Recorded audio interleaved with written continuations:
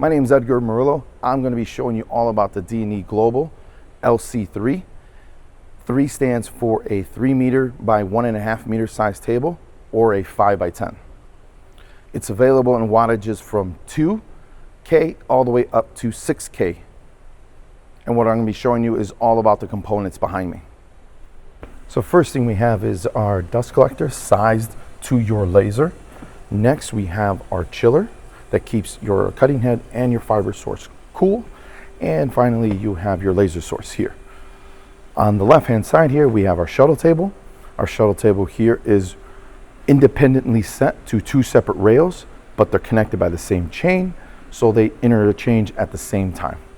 Next up is our electronics here. This guy here, all housed up above. So let me close this up and we'll meet you back in front. And the components behind me can be moved either up above or on the other side. So what we're going to do now is actually take a look inside the cutting machine. So here we have our aluminum bridge here with dual motor rack and pinion. Next you have your one motor for the Y-axis, and then you have finally your Z drive driven by spindle. And then the most important thing on our machine is our cutting head. Next here, down here, you have your lens saver here to prevent any sort of contamination to your lens. Easily replaceable, just like that. Let me screw that back in. Next, on the next stop down here, you have your nozzle with a slim design to help prevent any sort of collisions. And below the cutting bridge here and below the tables, you have all your scrap funneled to 3 scrap bins, which you simply empty out and put them back in. And now you have your manual remote control system here to move the drive system in any direction that you want. So now let's program some parts to cut. So what we're going to do is open up our software here, PowerCam, and what we're going to do is come over to our open or import part. We're going to choose the DXF, click open, make sure everything's to our liking. Here we're going to go into our geometry tab, make sure that everything is set. Then we're going to go to cutting technology, let the rocket ship do the work, and you can see the different colors and the contours that we're going to cut these parts with. Once we have that set, we're going to save this, and then we're going to go into part nester, create a new job, click on it, and what we're going to do is work on our nesting. Choose a sheet. Now we're going to add parts. Once we have our parts chosen, we're going to move them over to our queue and open those up.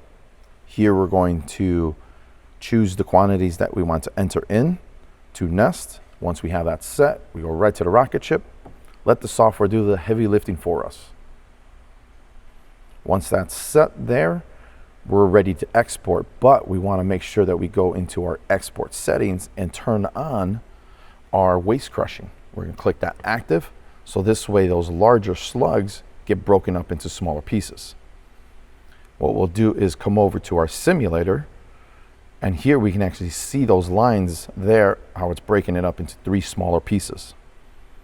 Once we have that set, we're simply going to go to manual export and send it out to the machine, and we're ready to go start cutting. Now I'm going to show you the HMI interface here, which is really nice and user-friendly. So you have your list of jobs here. If you want to add a new program, you can simply go to add. You can go to your network location, or you can go right to your controller, choose the program that you want, click add. Once you have that there, you have this guy here that you can highlight. You can move up or down in the order, depending on your schedule. What you would simply do is work from the top down. You would choose your parameters, choose the parameter and the material that you're cutting with. Then you're going to come over to your functions tab. What's really nice about functions tabs, you can turn on and off certain features you want to have. So if you want to turn on micro joints, but you want to create a zone, you can do that right there. or you can move the head simply out of the way once you're done. Next up is you're going to come over to details. Here you're going to see your parameters, how many times you're going to run this sheet, and an effective time of estimate of how long it's going to take to cut the parts. Next is if you need to make changes to this nest, you can do that. You can come right over here to edit. It's going to take you to this page here where you can make changes to the sheet size. Let's go ahead and change this. So I have a much longer sheet now. I can add multiple parts. I can move these guys over if I want to. I can rotate them however I want. It's to my liking.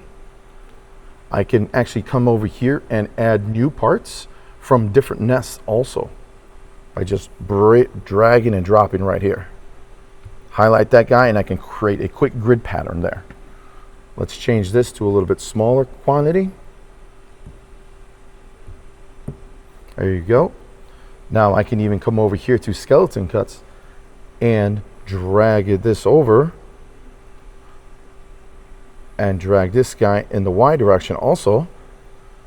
But then if I want to keep this as one piece, guess what? I can eliminate that too. So there's a lot of great flexibility here to create stuff on the fly. So once you have everything set to your liking, you're going to hit save, or if you don't want to, exit out, say no, and you're right back to your page here. Here we are cutting 1mm mild steel, or 0.36 of an inch, with a maximum speed of 43 meters per minute. So it's really fast. It's actually 1,700 inches per minute also. We are first cutting that long line into 3 small parts so we don't have any collisions. That's very important. As you can see, the speed is just amazing. Now let's take a look at our parts that we cut. We have our part here. These large contours were cut with the waist crushing here. And then you have our micro joint that we turned on to prevent any sort of tip-ups. There's the quality of the cut, really fast. This is now 6mm stainless steel, or 1/4 inch. We cut this with nitrogen as well. Here it is important to have a stable process. Maximum speed on this part is 4.5 meters per minute, or 177 inches per minute.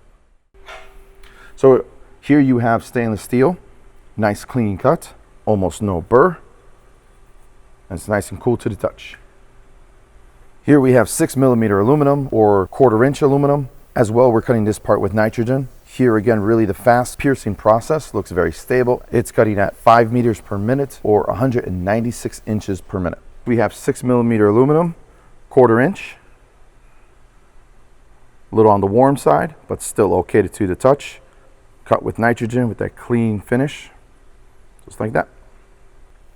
So the next part is going to be 10mm mild steel, or 375 inch. We're cutting this with oxygen. You can see the piercing is really fast and it's extremely safe, which is very important. We are cutting this with oxygen, and here we have a speed of 2 meters per minute, or 78 inches per minute. Here we have 10mm, or 375, sharp corners, nice, clean, smooth edge. On the warm side, that's why I'm using a magnet with a small hole.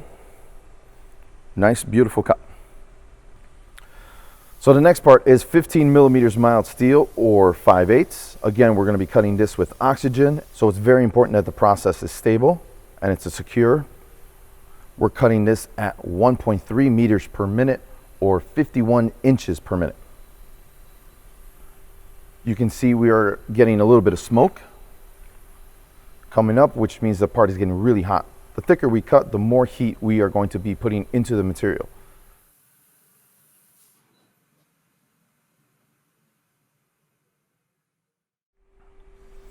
So here we have 15mm, or 5/8 steel with a nice black oxide edge because of the oxygen process. Beautiful clean cut, very hot.